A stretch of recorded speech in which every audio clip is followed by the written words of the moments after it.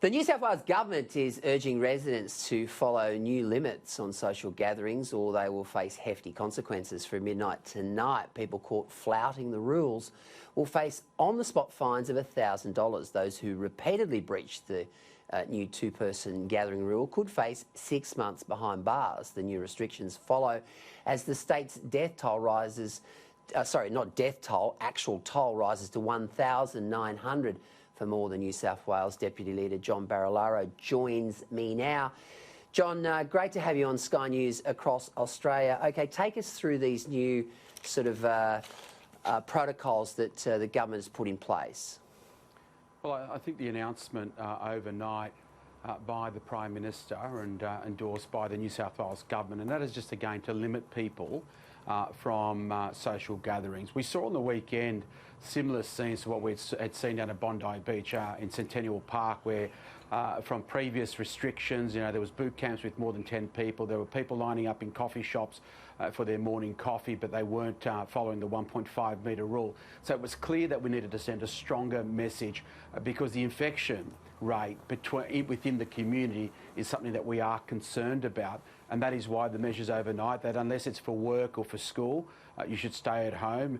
If it's not to go to the supermarket or to go see, of course, a medical practitioner or go to the pharmacist or a bit of exercise, the recommendation, the strong recommendation is that people should stay at home. And that is not going further with further restrictions on businesses. But, you know, again, that might be still an option for the government at some point, is that we put further restrictions on certain outlets, certain retail, shopping centres, etc., to just make sure that we contain this infection. Even though the infection has dropped over the past week, which we're really, really happy with, the infection spread from non-contact sources, in other words, throughout the community, is still of concern.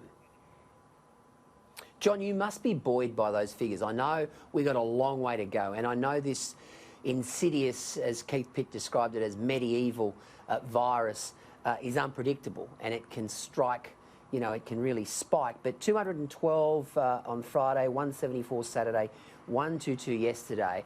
I mean, you know, are we flattening the trend?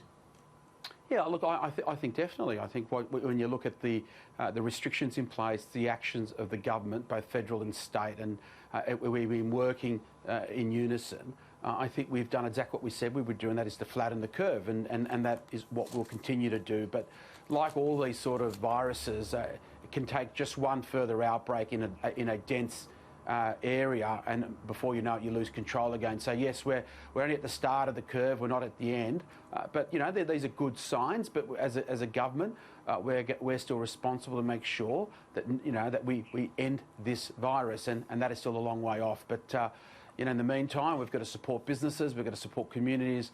Today's announcement by the federal government, by the Prime Minister, on top of yesterday, and even the announcements on the weekend around supporting regional airlines, that's all been fantastic news by the federal government. And it's clear to see when both levels of government are working together, we can protect our community.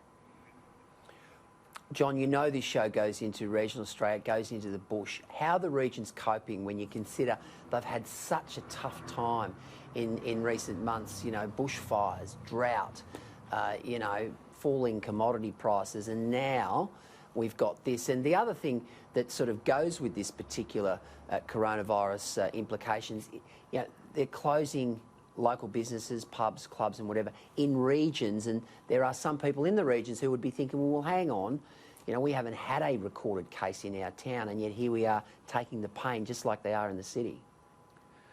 Yeah, look, you know, regional Australia and especially regional New South Wales, it's been a very, very tough time. As you touched on, drought has been for a number of years, and we've got a little bit of reprieve with a bit of rain recently, and that's given us a little bit of hope, a smile on our face. I was in the far west not long ago, about a week and a half, 2 weeks ago, places like Walgett and Burke.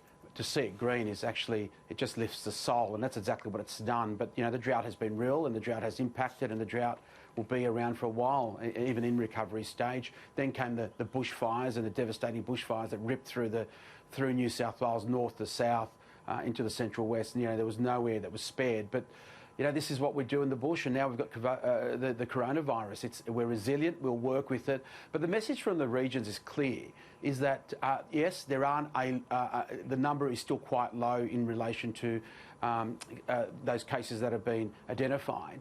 But we don't want it in the regions. Our hospitals are limited to capacity. Our hospitals have been designed and built for populations in small regional cities and communities.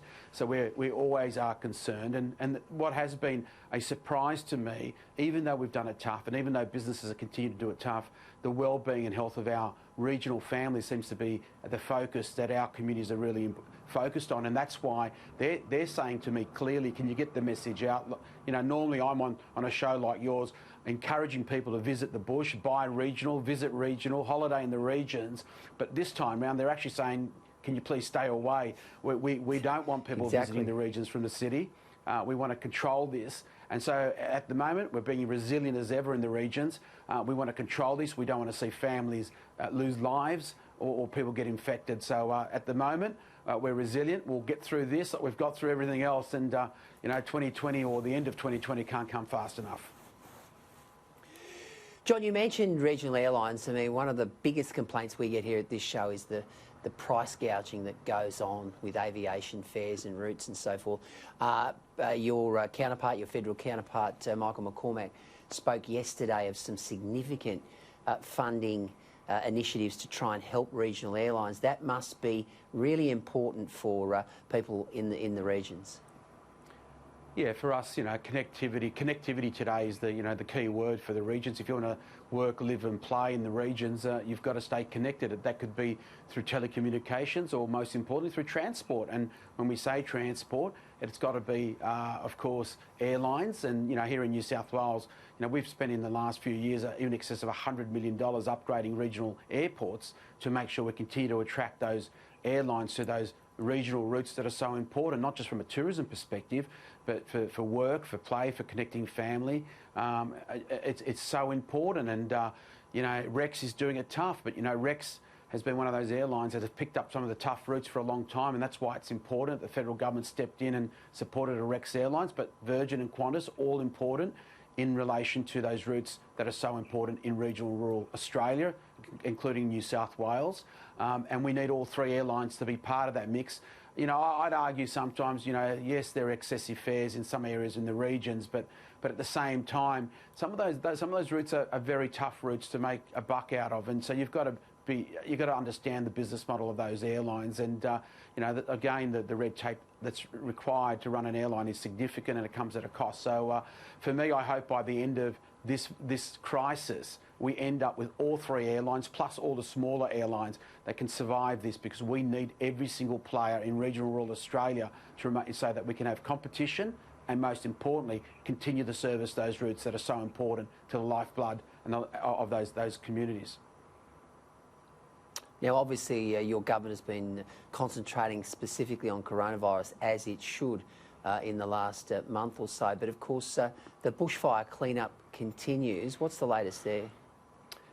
Yeah, look, the Premier's done a fantastic job, as I said, leading on the coronavirus. She stood tall during the bushfires. She's now stepped up in relation to the coronavirus, and I've allowed her to continue to be focused there. And my focus continues to be bushfire recovery. That's my role as the minister. I was given that role. We're out and about, we're cleaning, but I have to be honest with you, mate. The coronavirus issue is playing out on the ground, where the social distancing, the way we've got workplaces operating, with 2 per vehicle, etc. It's going to slow things down. We've got an ambitious target that we'll have the majority of the cleanup done by June 30. But I'd rather be honest with everybody and say coronavirus has probably put a little dent in that it may slow it up. But we're ambitious. We'll keep working with Laing O'Rourke, working with our subcontractors. We want to clear those blocks of land, because at the moment we clear that land, people have an ability to dream and hope again about a future that washes away somehow that summer from hell. And for so many families, we are ready to do that. So look, we're on the ground. We're cleaning sites. Small businesses are now getting support with the revamped federal funding. Our farmers are getting support. Individuals are getting support. Some initiatives around emergency accommodation is now in place. So, you know, in my mind, as the Minister responsible, things are going well. But as always, mate, I'm always worried about, and what keeps me up at night are people are going to fall through the cracks. And as always, if you hear from that, please let me know, because I can only fix it if I know and hear about it. John Barilaro, thank you for joining us tonight. As usual, great to speak.